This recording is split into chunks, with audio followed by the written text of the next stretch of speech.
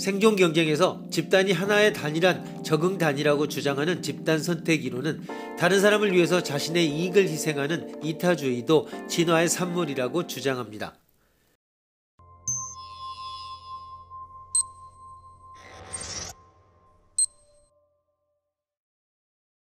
여기에 같은 규모의 수준의 A, B 집단이 서로 경쟁 관계에 있다고 하자. A 집단은 이기적 구성원들이 다수를 차지하고 있고 B 집단은 이타적 구성원들이 다수를 차지하고 있다고 하자. 이때 A, B 두 집단 중 어떤 집단이 경쟁에서 승리하게 되겠는가? 직관적으로도 이타적 구성원들이 다수인 B 집단이 승리할 확률이 높아 보인다. A 집단의 이기적 구성원들이 자신의 생존을 위해 서로 협력한다고 할지라도 다른 사람을 위해서 자신을 희생하는 B 집단의 협력 체제를 능가하기는 어려울 것이기 때문이다. 경쟁에서 승리한 집단은 보다 많은 자손을 퍼뜨리게 될 것이다.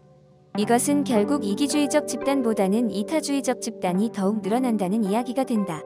그런데 심슨은 이기주의자가 더 늘어나는 역설을 발견했다. 어떤 경우인가?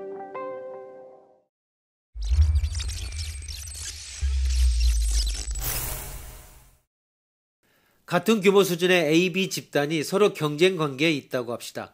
A 집단은 이기적 구성원들이 다수를 차지하고 있고 B 집단은 이타적 구성원들이 다수를 차지하고 있습니다. 이때 A, B 두 집단 중 어떤 집단이 경쟁에서 승리하게 되겠는가? 직관적으로도 이타적 구성원들이 다수인 B 집단이 승리할 확률이 높아 보입니다. A 집단의 이기적 구성원들이 자신의 생존을 위해 서로 협력한다고 할지라도 다른 사람을 위해서 자신을 희생하는 B 집단의 협력 체계를 능가하기는 어려울 것이기 때문입니다. 경쟁에서 승리한 집단은 보다 많은 자손을 퍼뜨리게 될 것입니다. 이것은 결국 이기주의적 집단보다는 이타주의적 집단이 더욱 늘어난다는 이야기가 됩니다. 물론 이때 살아남은 B 집단 내에서의 이기주의적 구성원들과 이타주의적 구성원들의 적합성은 차이가 날 수 있습니다. 간단히 말하자면 살아남은 집단 내부에서 이기주의적 구성원들이 이타주의적 구성원들보다는 상대적으로 이로울 수 있습니다. 그렇지만 이타주의적 집단들의 적합성이 높기 때문에 이타주의자들은 전체적으로는 더욱 확산될 것입니다. 이는 심슨의 역설이라 알려진 통계학적 현상으로 설명이 가능합니다. 이기주의자 80%와 이타주의자 20%로 구성되어 있는 집단 1과 이기주의자 20%와 이타주의자 80%로 구성되어 있는 집단 2가 서로 경쟁한다고 해봅시다.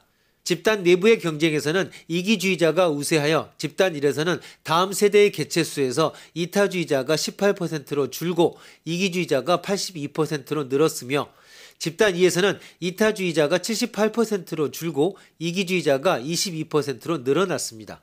그러나 집단 간의 경쟁에서 집단 1에 비해 집단 2의 적합성이 훨씬 높아 집단 2의 다음 세대의 개체수가 집단 1에 비해 더욱 많이 늘어났기 때문에 전체적으로는 이타주의자의 수가 늘어납니다.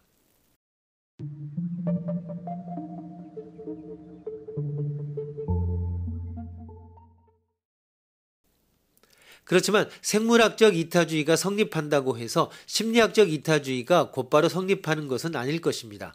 이 두 가지는 일단 구별되어야 합니다. 예컨대 자신의 자식을 위해서 희생하는 행위는 유전자 복제라는 생물학적 관점에서 보면 이기적 행위이지만 심리학적 관점에서 보면 다른 개체를 위한 희생이기 때문에 이타적 행위일 수 있습니다.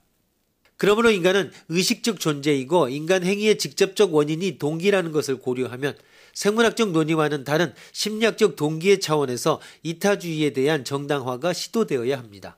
이러한 주장은 생물학적 이기주의와는 정면으로 대립되는 것입니다. 이들은 이타주의의 근거를 집단이 적응의 한 단위가 되는 집단 선택에 두고 있습니다.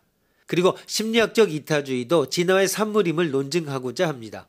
이들이 제시한 자료와 논증들은 전통적인 이기주의에 어떤 타격을 줄 수 있을 것으로 보입니다. 그렇지만 이기주의를 결정적으로 패퇴시켰다고는 할 수 있을지 의문입니다. 또 이들이 주장하는 이타주의는 어떤 개체가 자신이 속한 집단 내에서 행하는 이타주의입니다. 말하자면 집단 밖의 다른 개체를 위하는 이타주의가 아닙니다. 따라서 이타가 과연 이기와 완전히 대립적인 이타일 수 있는가 하는 의문이 여전히 남습니다. 집단의 성격을 어떻게 규명할 것인가에 따라 이기주의의 새로운 반격도 가능할 것입니다. 뿐만 아니라 이들의 주장은 현실적으로 존재하는 보편적인 이타, 즉 자신이 속한 집단을 넘어서는 이타를 설명해 주지 못합니다.